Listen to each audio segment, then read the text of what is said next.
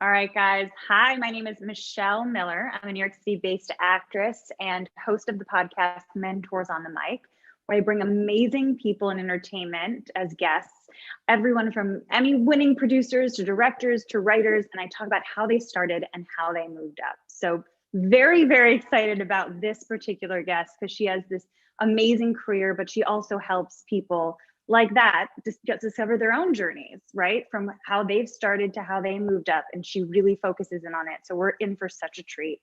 So I'm so excited to introduce you Carole Kirschner. She was a senior level creative television executive before becoming the vice president of Steven Spielberg's Amblin Entertainment. First and during Amblin this time, Television. First I have to Amblin just say Television. No, yeah. please do. I want to get your introduction right. And during this time, she'd heard about 3,000 pitches, bought hundreds of scripts, read about 5,000 scripts, or give or take, right? And was involved in developing dozens of television series. And she created the CBS Diversity Institute Writers Mentoring Program and helped develop the curriculum for the WGA Showrunner Training Program. She now works as a sought-after entertainment career coach, mentoring showrunners, TV directors, writers, producers, executives. I recommend buying her book, which we'll talk about, called The Hollywood Game Plan: How to Land a Job in Film, Television, and Digital Entertainment, which is available on Amazon right now. And we are so lucky to have her. Welcome, Carole Kirschner. Thank you. How are I'm you? really happy to be here. I love talking to people who are just starting or emerging in their careers. It's such an exciting and frustrating time. And I love, if I can, to give some signposts and roadmaps and strategies. It's one of my favorite things to do. I know. I'm so excited really to talk with you because you are such a wealth of information. So this is such a privilege. Thank you. Sure. I wanted to just dive right in. So I wanted to start out by asking you what you believe are the 4 pillars of success. Yeah. So I've been fortunate that I've worked over the years. I like to say it's been 100 years of with very successful people, and some people that gave up and went back to Ohio and became insurance salespeople. And I decided to study what made the successful people successful and what made them different from the people who gave up or, retreated. And I studied it and came up with 4 things, which I call the 4 pillars of success because I love numbering things. And this is them. The really successful people had all 4 of these. The first thing was they had blazing hot material. Whether they were writers or directors or producers, their projects were undeniable. They had worked on them and honed them until people wanted them. And one of their projects wanted them, wanted to be in business with them. So their material was blazing hot. They had a smart self-marketing strategy, which is kind of a fancy way just to say they knew how to brand themselves in the entertainment industry. And this is in my book, shameless self-promotion there. Hollywood Game Plan: How to Land a Job in Film, TV, or Digital Entertainment. And also more shameless self-promotion. I have a video course called Carole Kirschner Bootcamp. So it's on my website. Anyways, so I think that your personal PR strategy is made up of 3 things. And basically what it is it's what people think of you when your name comes up because they've worked with you or they know you or they've heard about you. And you want to be sure that that image that they have of you is the very best it can be. So I think it's made up of 3 things. Your personal log line, which is about 30 seconds, and it answers the question, what do you do? And in Hollywood, as you know, Michelle, everybody wants to know what you do, but what they really want to know is what you can do for them. So this answers the question, what do you do? And then the second thing is your personal nuggets. And I stole this term from Glenn Mazzara, who is the showrunner on The Walking Dead. And we call it nuggets because it's the gold of your life. It's stories from your life. It's anecdotes from your life. It's what makes you memorable. And then the third thing is what I call your personal A story. It is a chronological narrative of your life with you as the protagonist, and it highlights what makes you successful and what makes you memorable. And the narrative drive is where you started, what you had to overcome to get to where you are, and where you want to go. And that should be about a minute long, a minute and a half. And that answers the question for all of you who've been on meetings when people say, so tell me about yourself. That's the answer to, so tell me about yourself. And a lot of people don't know, and they fumfer, and they don't make a good impression. They're memorable in the wrong way. So what I encourage the people I work with, my clients, my mentees, is learn it and be ready to say it in a conversational way. So that's 2. 3 is they have a comprehensive community of mutually beneficial relationships that's ever growing. They know a lot of people, and they're not just taking. It really is mutual.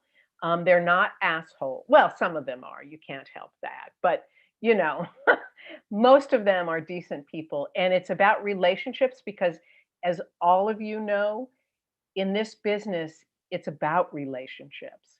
And because people will recommend you, people will vouch for you. It's a really risk adverse business. So if somebody that the person who's hiring knows, who says, wow, Michelle is fantastic, then you go, okay, it's a little bit less of a risk because somebody's vouched for her. And the last thing is they're industry savvy. They understand their part of the business. They stay on top of the trends. They know who the players are. They know what's being made. They know how they fit into that ecosystem. And when people have all 4 of those, the successful people I know, that's what they have in common. So that's my 4 pillars of success. Oh my God, I love it. I really could just ask you questions about those 4 pillars for the next however long that we have, just because they're so fast. No, really, they're so fascinating. I remember, I used to go to like agent meetings all the time as an actor, and they would always say that, tell me about yourself. And it took a while to start learning that they not only want to know about your career and your resume, but also about who you are, right? There's like it's a combination of things, and you want to answer that in a very succinct way. Exactly. Right. And if you're a writer, let's say, your reps, your agent or manager has about 4 sentences worth of time to tell somebody on the phone that they're trying to set up a meeting for you with. And it's not just, she did this, she did that. And she was, she grew up in a cult, or she climbed Mount Everest, or something that sets you apart. And you have to know how to tell those stories. So you're right. And that falls into the tell me about yourself. Right. And it's a lot of storytelling then. You want to get really good at storytelling then, not just in creating content, but being able to vouch for that content. Yes. But also in a very concise manner, as you said. Yeah, because the most successful creators know they have to create and they have to sell. Very few people are able to just create. It's not fair. Creative people shouldn't have to sell, but that's really the reality. And you don't want to be smarmy about it, but you do have to be able to promote yourself in a non-asshole-ish way. Right. Absolutely. Well, let's go into it a little bit, because you talk about this in your book. This is an excerpt that's also taken from your website. So it's obviously something you talk about a lot. It's that log line that you mentioned in the pillar. So in chapter 10, I'm just reading a little excerpt. In show business, a log line is a 1-sentence intriguing description of a movie or television series. It's what producers throw around to sell their project, and it's what makes viewers clamor to watch it. A personal log line is a few sentences that describe who you are, what you currently do, what you want to do, and what makes you different from other people doing it. An effective personal log line makes a listener want to find out more about you. And I found that really, really fascinating, enough to buy the book just from that one excerpt, right? Well, so definitely buy the book, guys. It's great. But you think about what that personal logline is. So how do you help someone develop that for themselves?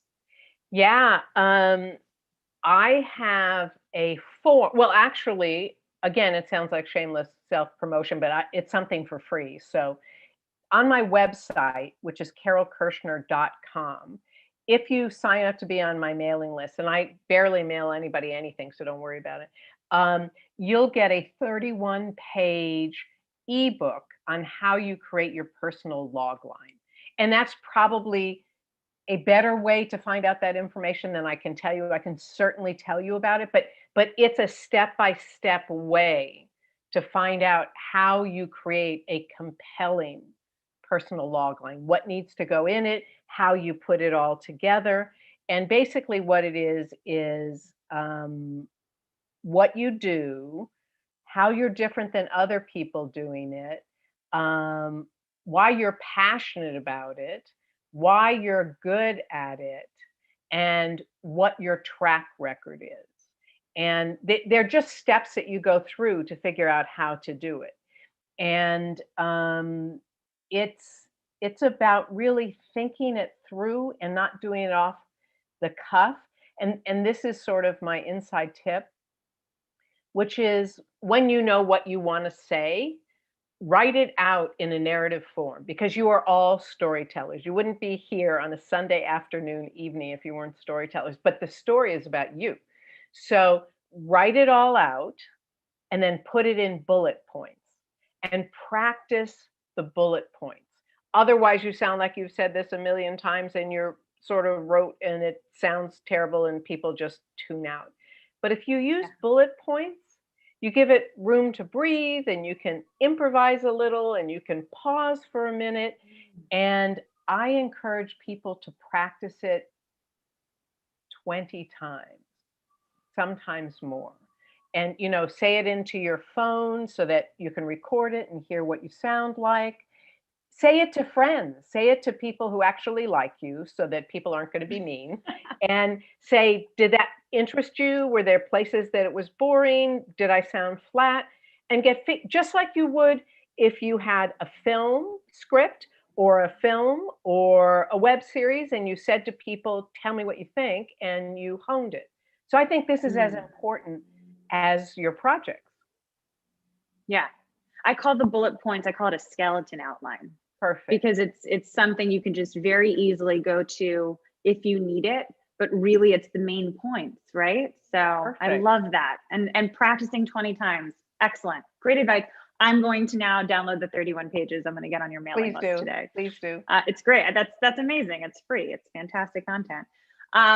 So I was fortunate enough to attend the Summit networking event, the Mixer, last night. And I met a lot of amazing people, filmmakers, writers, and a lot of people are developing original content, a lot of it for TV, right? Fantastic. I'm so excited to meet so many people. And what are one or two tips that you can give those people to sell, right? They now have their content, or they have a treatment, or they have some sort of, they have the content already outlined maybe. How do they then take it to the next level? That is a great question. And as I said to you, Michelle, my expertise in my experience is really television. So I can speak most to television, although there's a lot of things that are the same for film. Let's say you want to make something in television. You want to be Phoebe Waller-Bridge, let's just say. You need to create, who doesn't? You know what I mean? You need to create that content. In television, an outline means almost nothing. You need to write a script. You need to have a Bible, let's say. If you do a web series, and I encourage so many people to do that, instead, and I'm getting ahead of myself here, like if you're looking for management agents or managers, if you send them a script or your directing reel and you have a link to a project you've made, it's much easier for them to get a sense of who you are. So, okay, so you have a script, you have a film, you have a web series. How do you sell it? Well, the first way and the best way is to get to a buyer, a producer, a studio executive through personal relationships. even if it's 6 degrees of separation, to get it to them. And here's the great news. Today, there is a door open. I don't know how long it's going to be open, but it's open right now. And I say you go through it now for first-time creators, for underrepresented voices, especially for women, women of color. Now is the time. Go through that door. People are dying to have your content that's original, that's about your perspective, your worldview, content that only you can create. So one is through personal relationships to get it to the buyers.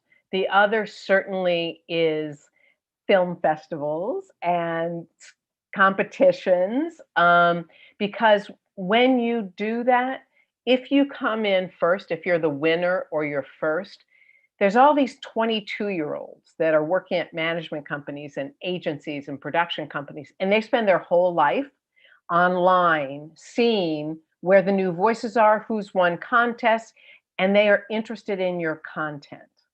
The other way is through agents and managers who will get your material out there, of course.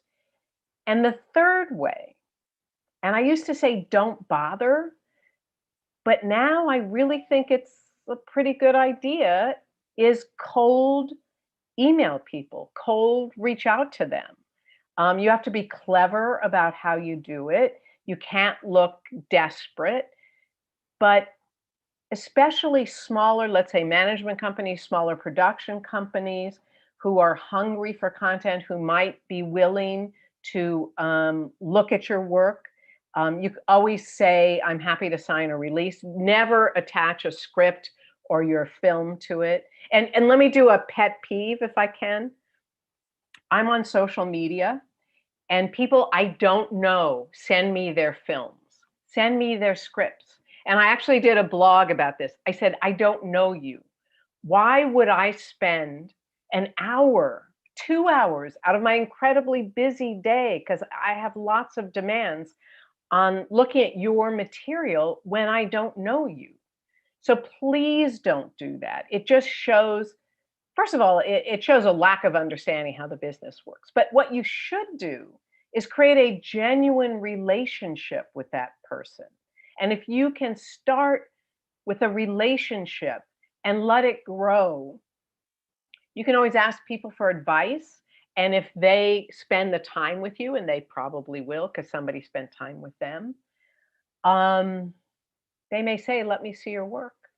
They may. And that's It's how like you do playing it. the long game, right? It's like Exactly. instead of going right, you want to play the long game, and you want to support them maybe, and not only ask for something but give as well, right? So Absolutely. right. So and people underestimate how much they can give because they're only thinking, I think, about what they can offer and what they can ask.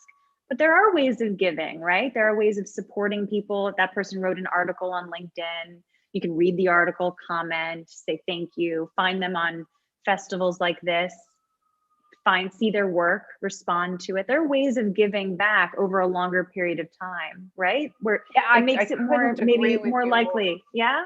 I could not agree with you more. And in the book, I say for people who have a hard time with networking, and I hate the word networking, it just conjures up sort of a smarmy agent in a bad suit backing you up into a corner and talking about themselves.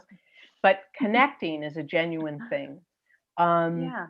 And if you do a genuine connection, and to your point exactly, no matter how successful someone is, you are giving them something if you tell them how much you appreciated their work or their projects. Right. I mean, you can be a fangirl, you know what I mean? But don't be over the top stalker. Right. There's a limit. There's a balance. Hopefully. There's a fine line there, right? Yeah, there's a fine line. But that is giving too. You can offer somebody research. You can absolutely retweet and comment and forward and share, and people appreciate that. And you do. You're absolutely right, Michelle. Totally agree with you.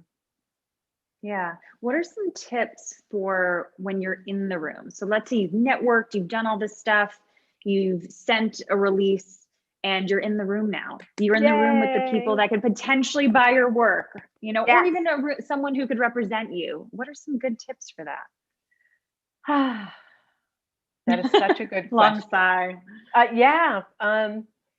You have A to lot there. prepare like, can I use the F word here? I'm gonna say No, yes. I won't. I'll just say you have to prepare Okay. like crazy. You just have to prepare like crazy. Yes, we got a yes. Oh, okay. Patrice said yes. You got to prepare like fucking crazy.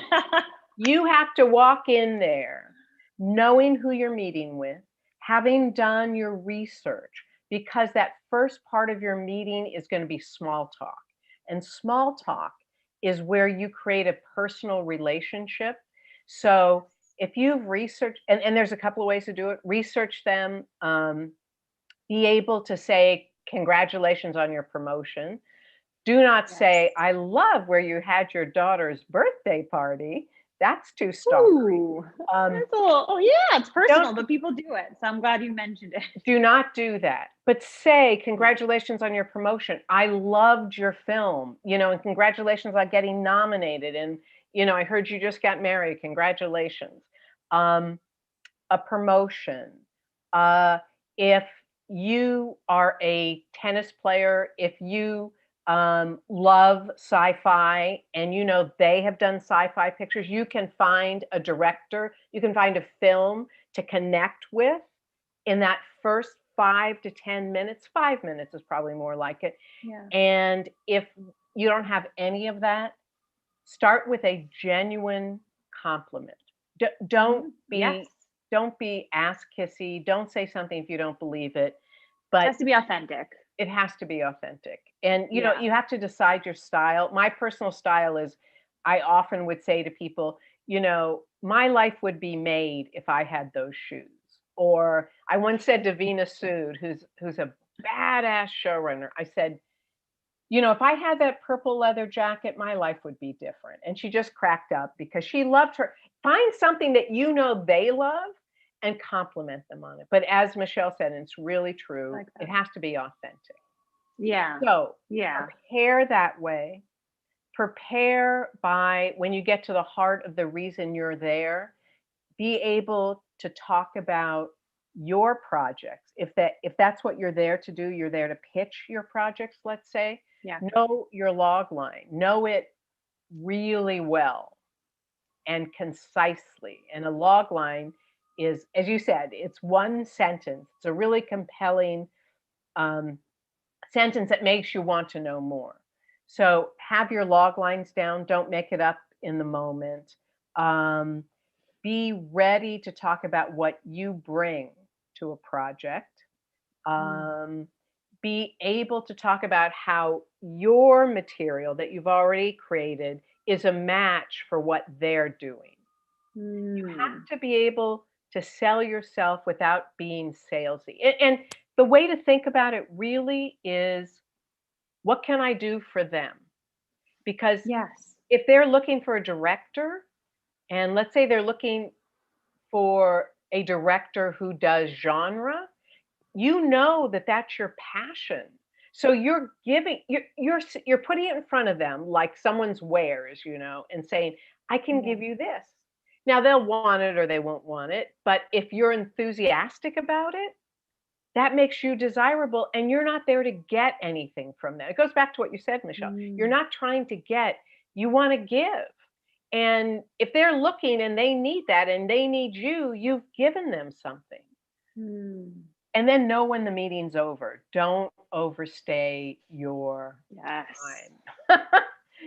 Don't wait till Yes. their Because eyes. and that's where I think the desperation gets in, you know, Yeah. like if you really milk it and you're like, I'm gonna stay as long as possible. And there's a lot of like, you know, I hope you have a nice day. When am I gonna hear back? A lot of that is Oh, desperate energy, right? yes. Do not say that you do not say, when am I going to hear back? Yeah. You might say, if you really are just starting out and that person, you're talking to that person, not maybe about what you're selling, but maybe about any advice they might have, you could say without any pressure, if it's okay, I'd love to just stay in touch very occasionally let you know what's going on.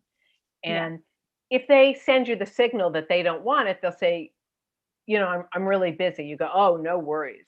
But most people will say, sure.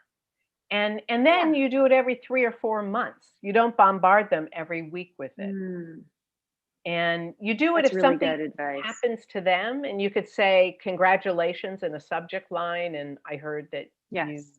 got XYZ, and I loved your XYZ, and I'm doing XYZ. Wish you the best. The shortest email you can possibly write. Shortest. I love that. I love that also because, yeah, there's just so much there. It reminds me a lot of acting, actually, because a lot of what we've learned in the audition room is, do the work, understand that whoever is there, usually a casting director, wants you to get it, wants you to be the one that fixes their problems. You're the role, right? So it's very similar, it feels like. And then you leave, you do your work and you leave. Don't Yes. stay, don't chat, don't ask questions. You did your job, then you can leave now. And just Right. know that work speaks for itself. So I love that there's that sort of commonality, I think, a bit. Also, I Totally. was thinking, Deadline is a really great resource, especially if you're going in for like production companies, because I can feel like even, do you imagine like that small talk can even be like, congratulations, I saw that your company recently hired so-and-so. Or is that too much? Absolutely. Is that like, yeah? No, you should be all over the trades so that you have Right. something to say that's meaningful. And if you can say something about their company, that's fantastic. That's something complimentary, of course. Right. Right. Yeah, and it shows you did your research, but not in like a over aggressive kind of way. How do Right. you you kind of hinted at this earlier, and I was curious before I ask an additional question, but how do you sort of get an idea for if the production company is a good match for you, like the feel or tone of what that company's work is? Is there any sort of advice as to how you can narrow down if this is the type of work this company does, which is why I'd be a good fit for it? Absolutely. And you know, I think it's obvious, but let me just state it. You should immerse yourself in that company's work. You should Okay. immerse yourself. You should have a sense of what kinds of projects they make, the genre, the tone, the platform. And sometimes you're going into a meeting and it's not a good fit. Maybe your agent or Right. manager or your aunt or uncle set up the meeting. And then what it really is just about is creating a relationship. And you can even say, you know what? I love your work, but I know that it's not quite in sync with what I do right now. But I would love to stay in touch. And if I ever have anything that feels like it's down your path, I'd love to be able to come back, or I'd love Is, to be able to reach out. is it appropriate to ever, if you guys are getting along, ask for a recommendation for someone they might know that might be a better fit, or is it too much? Well, and I say this in the book. Here's what is true. If someone is impressed with you, then here's the code. You say, is there anyone else I should be talking to? Now, if and you can ask that and it's no pressure. If they love you and recommending you makes them look good, then they'll pull out their virtual Rolodex.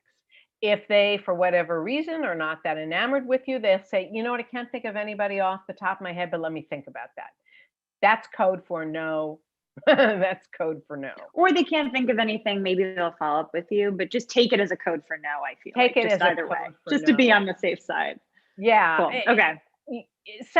And I think you can tell the difference between somebody. Sometimes I do that. I like the person, but genuinely, I can't think of Just anybody at the right. moment. Yeah. But the most But take it important as thing is yeah. don't back I people was gonna into a say, yeah. corner. Don't Yeah. don't make them. Don't ever say, "Will you read my script?" If you don't know. We talked about this, right? Great. Don't make It's them still worth say no. underlining. Yeah. Right. Yeah, don't give them an op yeah, that's great. Um, Oh, I love that. Okay, well, we do have a question coming in. What is the Okay. right path, or is it the right path getting into fellowship programs if you don't really have any connections in the industry? Should That you is go for such the a good TV path. fellowships? Absolutely. And Good. you should apply to my fellowship, which is the CBS Diversity Writers Mentoring Program. Yes. And the deadline is May 1st. And if you're interested in television, you need a pilot and a spec. And my amazing colleague, Jeannie Mao, has staffed every one of our fellows for the past 2 years. So we have an amazing track record. So Wow. yes, it's the greatest way to launch your career if you don't have those connections. Absolutely. Any tips to set yourself apart from all Sure. the many people? Sure. In my program, in most programs, they ask for a letter of interest or a bio. It's the equivalent of tell me about yourself. That is not a Mm, college essay. That is not an essay like you're going on a job interview. It is another writing sample. It is where mm, you demonstrate how you're different than all the other people. I read in a year for CBS, I read 100 of those letters at least. And you want to be the one I think about at the end of the day when I put them all down. yes. And the thing, and what I always say is grab people in that first sentence, put them in a Mm, scene, take me into a scene that you're in and place me there so that I'm emotionally involved from the beginning. Um, I wouldn't waste my time on my name is Carole Kirschner, my name is Michelle Miller, that you're using up space. Just take me into a scene where when I was 6, I climbed Mount Everest and the I discovered a fairy there. And I mean, just tell me something that happened. Um, Here's sort of an inside tip, and not everybody agrees with me, but don't make it traumatic. Don't, unless you're mm. over it, don't make it something that as I'm reading it, I think, oh man, I feel sorry for that person. Don't, Right. Okay. if you're still in trauma about it, don't talk about it. If it's something It'll you've come worked through through, in the writing. it will. If if you've already worked it through and you can sort of toss it off in a way, you might say that, but that's my own. No, that's a great tip. And you're right, it is subjective, but I do think it's important, I think, for people to know that, that's a distinction for them that they can use. Oh, that's so great. So yes, but you do think it's a great opportunity. How many people are usually chosen for the CBS diversity? I mean, I know it's not a lot, but it is good to know. This year it was 10. The past Okay, years have been 6 to 8. Um, great. CBS has a mandate to, by 2023, have 50% of writing staffs be diverse. And so we are a Okay. feeder for that. So we have more people Right. than we've had before. That's exciting. That's very That's very exciting. exciting. Let's see if let's see how that works. That's what I Let's see say. how that goes. It's a great goal. It is. Wonderful. Okay, well, I do want to talk a little bit. I know we have a little bit of time left. I do want to talk about the type of classes you offer. You talked a little bit about your boot camp, your course, right? Yeah. Can you talk a little bit more about that, or what people can expect if they do want to, or they are interested in it? Sure, sure. And thank you for that opening of pushing my course.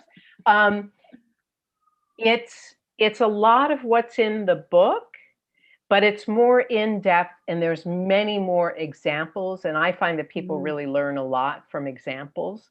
yeah. Um, so really it's everything you need to know to get your first job. And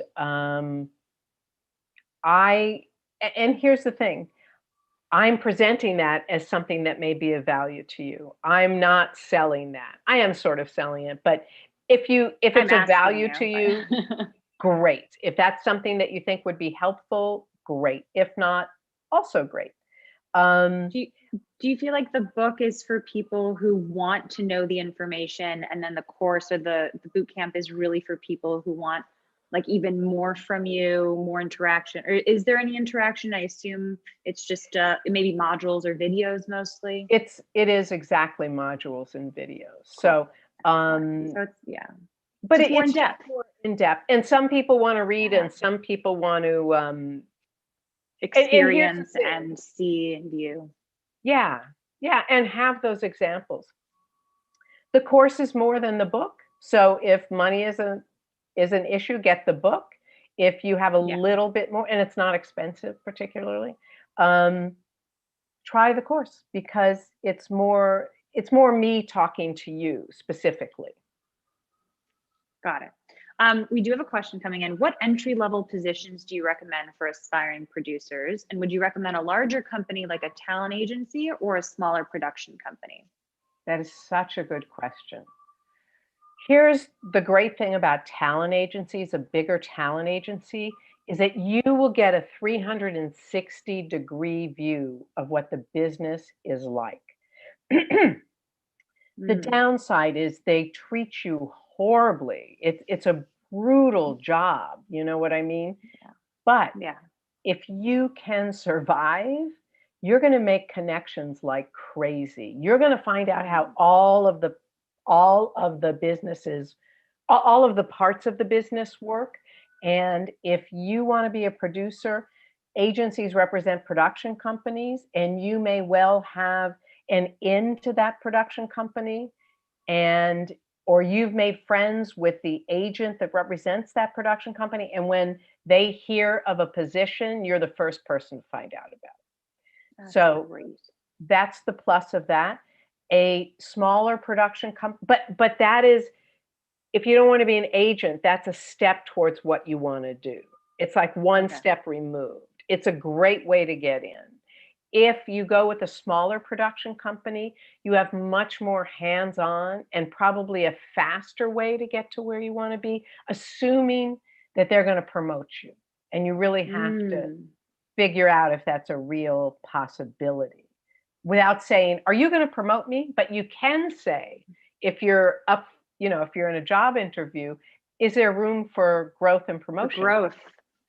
I love that. That is a great question, because not everyone is. I don't feel like every Right. environment is a place for people to grow. So it's good to just ask right away, or ask at that interview. Right. Yeah, I would. I wouldn't say, can I get 3 weeks off to go to Hawaii for my friend's wedding in that first interview? But yeah, Yes. yes. That's a great So distinction. I think that, and it also depends on what kind of person you are. If you have the personality to survive in an agency, you're going to meet a ton of people. In a production company, it's a much narrower silo there because it's just one part of the business, but they may be very nurturing.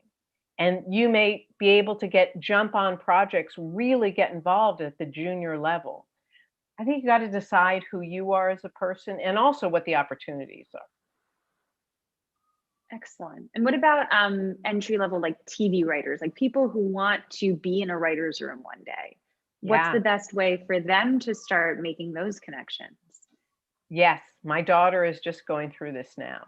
Here's the hierarchy in a writer's room. And I am a mean mother, and I did not help her get any of her jobs. I made a phone call way at the beginning, but she's done it all herself since then. Anyways, so here's the hierarchy. It's a long route. So yeah, that is. hierarchy, that writer's room is, yes, please. So writer's PA, a writer's production assistant. And then from there, the next job usually is showrunner's assistant. And then you move up either to the coordinator, script coordinator, or writer's assistant. And writer's assistant puts you right in the room. And many places, the writer's assistant is the next step as a staff writer. And it's a sure step if you're great at what you're doing and your material's blazing hot. So writers' PAs usually just go on runs. They get people coffee in the afternoon and they get people lunch. If you are charming and lovely and you work really hard, you can start to have relationships with the writers on that staff. And if you really work your ass off for them, they may say, you want to be a writer, right? And you go, yes. You never ask them for this, but when they might say, I'm happy to read your material, take them up on it. And I've known a lot of people who were PAs or showrunners assistants who made friends with the writers in their writer's room or the next writer's room.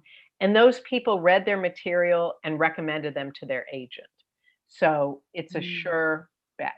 No, it's not a sure bet. Nothing is a sure bet. It's not a sure bet, but you might have, yeah. It's The likelihood is high. Can you say that? Yeah. Say it again. No, that's important. I said the likelihood is high. I was trying to think of another way of saying it. That's not. Yeah, a the sure likelihood is high if you bring to the table all the right, if you're talented and you've done the work and you have a portfolio and you're easy to be around and people like you.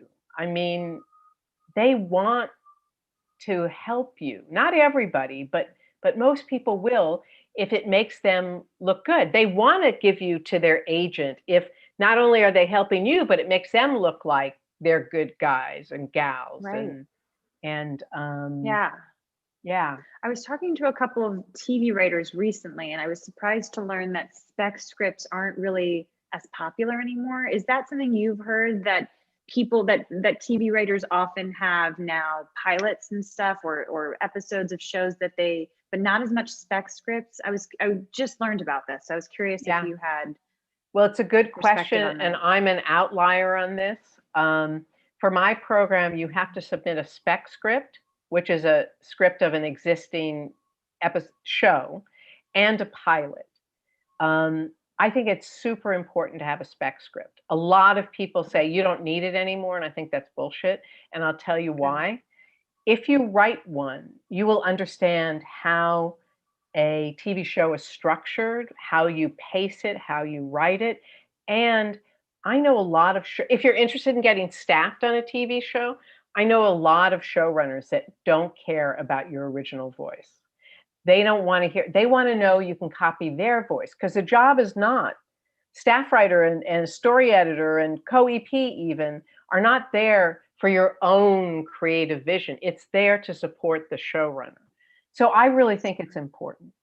But as I said, I think I'm in the minority on that. No, but you feel like you know enough people that will still ask for it, then it's worth having, right? Have both. Have some original content and have a spec script ready to give people. I mean, it shows kind of what you said earlier, preparation, right? Preparation is key.